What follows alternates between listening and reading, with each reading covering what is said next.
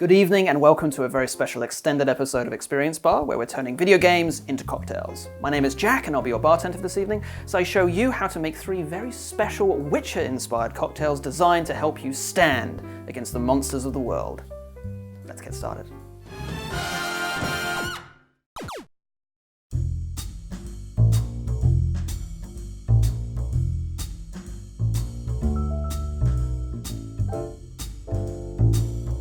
So, first up, we have got Swallow, a nice red regenerative potion that every Witcher needs before they go into battle, needing only your strongest potions. So, for this one, you're going to need a shaker filled with ice and 2 ounces of white tequila. Follow that up with half an ounce of Cointreau, or triple sec if you can't get your hands on Cointreau. 1/4 ounce of grenadine, which is going to give us a nice reddish pink color. There we go. And half an ounce of lime juice. And last of all, we have got the Drowner Brain. In Witcher 3, this recipe is made with Drowner Brains, and I didn't want to put any meat in this cocktail because it wouldn't play very well with the other ingredients, so instead, we're going with the fishy side of Drowners, with some fish sauce. Just 1 dash. That will be enough. Now, I'm going to give it a bloody good shake.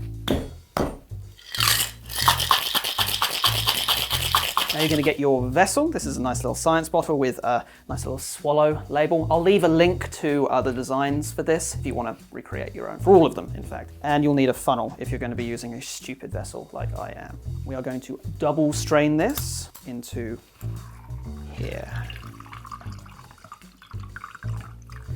And there you have it. Swallow from The Witcher, nice regenerative potion to keep you going during your fights.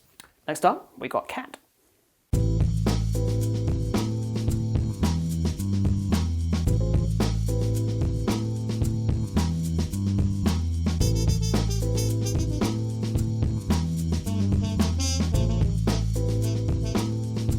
Right, so for Cat, you are going to need a shaker filled with ice and 3/4 ounce of gin. You can use any gin that you want. I'm using Gordon's, but a nice dry gin is the best bet.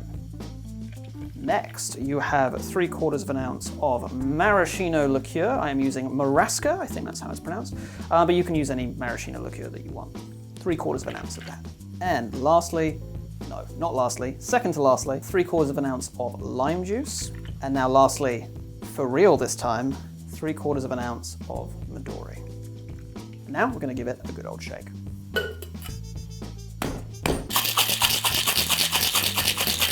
And we are going to strain it on into our appropriate vessel. Double strain if you can, single strain with a hawthorn is also perfectly fine. If you've got a cobbler, you don't need to double strain it. Well, you can, but you don't need to.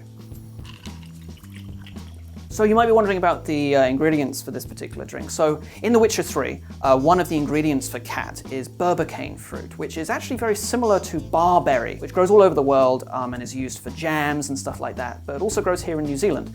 I did get some, but it's the wrong color. It's this kind of pinkish red, and Cat is obviously green. So instead I substituted another little red fruit in cherries with the maraschino liqueur. So that's Cat for helping you see in the dark, chasing after vampires and werewolves and maybe the occasional old woman's frying pan. Next up, we got Tawny Owl.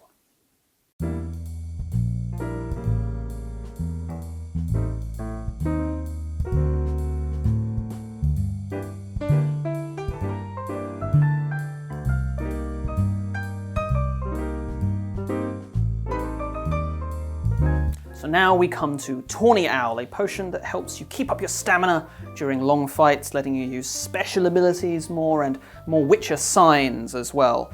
Very useful for those of us who are more on the magic end of the spectrum. So this is actually probably the simplest of all of them. You don't need a shaker, you don't need any ice. All you need is a nice appropriate potion vessel and 1 ounce of gin. And 3/4 ounce of creme de violette. And last of all, only 3 ingredients, dead easy. Just gonna need some lemonade. If you're feeling very fancy, you can also use some sparkling wine instead, or tonic water also works. I personally prefer lemonade.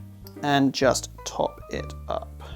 Cool, and that is Tawny Owl created. So the idea behind this one is that the Tawny Owl, its ingredient in the game, is made with verbena, which is this kind of purplish, whitish flower, it looks like, which is probably where it gets the color from.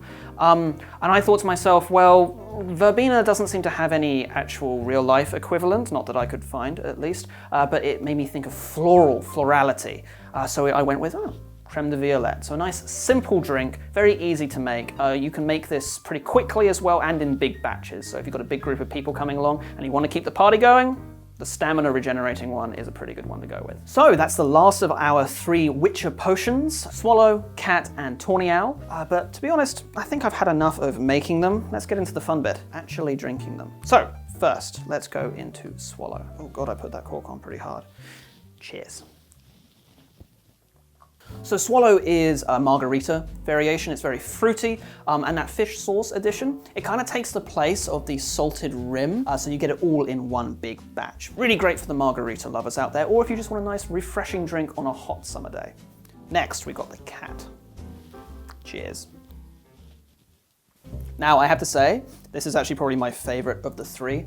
It's based on a last word, which is 3/4 ounce of gin, 3/4 ounce of lime, 3/4 ounce of maraschino, and a 4th ingredient, which we've replaced with Midori to give it that green color. Throughout all of the games, Cat in particular, actually all of the potions in The Witcher, from Witcher 1 to Witcher 3, they all change colors. We based ours on the latest one, because I feel like that's probably the one that's most canon, at least. But this one, very fruity. If you like a last word, you'll probably like this as well. But instead of the slightly more herbaceousness of the chartreuse, which I believe is the last ingredient, this is a lot more tropical, a lot more sweet. So before we get to our 3rd and final drink, I just wanted to say thank you so much to all of our patrons for all of your support, and we thought that we'd actually shout out a particular patron every single episode from here on out. So this one goes out to Cadence Mayberry. Thanks so much. Cheers for the drink.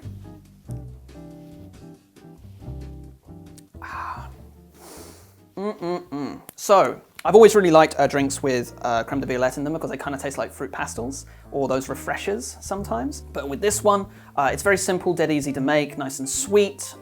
You could probably squeeze a bit of lemon in there if you like your drinks on a slightly more sour end, but very good. Another very refreshing one. My ideal way to serve this isn't actually in a potion bottle, but rather in a Collins glass with a bunch of ice and a straw. Keep it nice and cold. That's how the flavors come through at their best. So that's it. That's the 3 Witcher potions from us here at Experience Bar. There have been a lot of other interpretations that I really like. In particular, if you go and check out How to Drink, Greg does some really cool interpretations which are very different from these. He takes inspiration from the earlier games as well. So go and check those out if you want to see a different interpretation of Swallow and Cat. So if you want to see more drinks like this from The Witcher, like a Petrie's Filter or Thunderbolt or Black Blood, we've got a complete recipe book of 11. So head on over to our Patreon and consider tossing a coin to your bartender. Thank you so much for joining us. If you want to keep up with us, you've got a subreddit, you've got an Instagram, you've got a Twitter and a Facebook, you've got all of those socials. If you're there, we're there too. Search for Silly Goose or Experience Bar and follow us there. We're creating new content every 2 weeks. Hope to see you then, but until then, oh, I've got so many to choose from. Cheers.